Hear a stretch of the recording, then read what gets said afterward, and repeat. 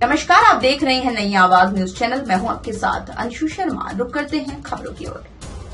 खबर लक्सर से है। लक्सर रायसी हर सुविधा मंदिर डिग्री कॉलेज में आयोजित 2 दिवसीय उत्तराखंड के जनजातियों में सामाजिक मूल्यों के संरक्षण में शिक्षा सेमिनार समापन समारोह में मुख्य अतिथि डॉक्टर नवनीत ने कहा, समाज की मुख्य धारा से जुड़ना बेहद जरूरी है, तभी सामाजिक मूल्य की जानकारी होती है। इस मौके पर वक्ताओं ने कहा कि आदिवासी जनजाति ज्ञान प्रणाली, प्राकृतिक चिकित्सा, कृषि जैव विविधता, आपदा, स्वदेशी एवं पारंपरिक ज्ञान का होना बेहद जरूरी है।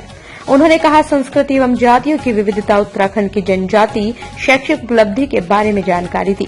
उन्होंने बताया, जनजाति में शिक्षा के प्रचार और प्रसार किया जाना बेहद जरूरी है ताकि वो समाज की मुख्य धारा से जुड़ सके।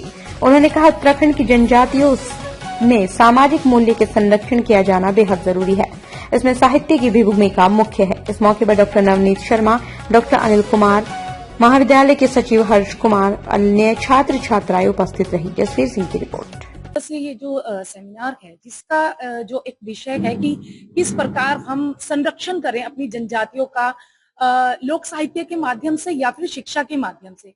तो जैसे कि सर ने भी बहुत अच्छा बताया कि लोक साहित्य के माध्यम से हम कैसे इसको संरक्षित कर सकते हैं, तो मैं प्रकाश डालना चाहूंगी कि कैसे हम शिक्षा के माध्यम से जो हमारी जनजाति है इनका संरक्षण कर सकते हैं। क्योंकि अब अभी आपने देखा NEP 2020 आ रहा है, तो कैसे वो इसको बचाने के लिए NEP जो 2020 हमारे प्रधानमंत्री श्री जो मोदी जी लेकर आए हैं, तो उन्होंने भी इस बात पर कितना ज्यादा जोर डाला है कि जो हमारी जनजातीय है वहां पर हम शिक्षा को कैसे पहुंचाएं, क्योंकि शिक्षा ही एक ऐसा माध्यम है जिससे हम उनको एक मुख्य धारा में ला सकते हैं।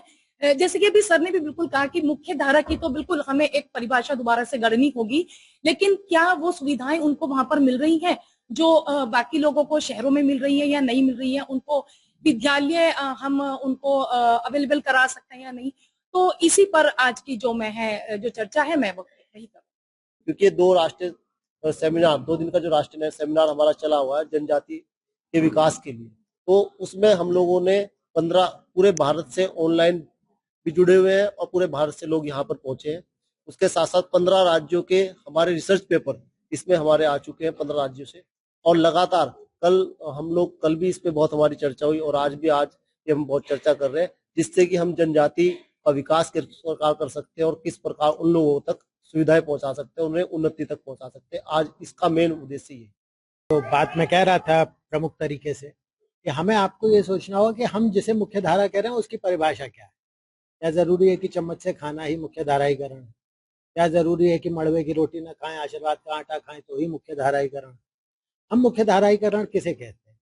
हम जिस जल, जंगल, जमीन को बचाना चाहते हैं उसके लिए एनवायरनमेंट साइंस में डिप्लोमा करके बात की जाए तो ही मुख्य धाराईकरण है।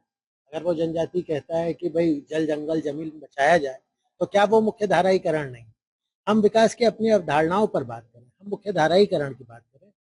हम अपने सामाजिक मूल्यों को कैसे बनाते हैं, उसमें सत्ता और वर्चस्व की क्या लड़ाई होती है, अगर हम उस प्रक्रिया को सुदृढ़ कर लें तो शायद मुझे लगता है इस मुख्य धाराईकरण का सवाल वैसा नहीं रहेगा जैसा हम लोग अक्सर AC लगे बंद कमरों में बैठकर पूछते हैं या मंच से पूछते हैं। अगर हमें मुख्य धाराईकरण करना है तो हमें आपको गेहूं और मड़ुए के बीच का जो चयन है, उस चयन को केवल सत्ता की लड़ाई ना मानकर उसे एक संदर्भ, एक प्रसंग और कहाँ क्या उगता है, और जो ऑर्गेनिक फूड आजकल तो आप लोग देख रहे होंगे कि ऑर्गेनिक फूड की बाढ़ आ गई, तो ऑर्गेनिक फूड तो वो पहले से ही खा रहे, तो जिस तरह के घरों में रहते हैं। अब आप ग्लोबल वार्मिंग की बात करने लगे, आपका विकास ग्लोबल वार्मिंग तक ले जाता है, उनका विकास तो सतत विकास है। वो तो प्रकृति के साथ अगर उतने ही पत्ते इकट्ठे करते थे जितने पेड़ से गिरते थे तो जंगल कटान का मामला नहीं होता। फिलहाल की खबरों में बस इतना ही। बाकी खबरों के लिए देखते रहिए नई आवाज न्यूज चैनल।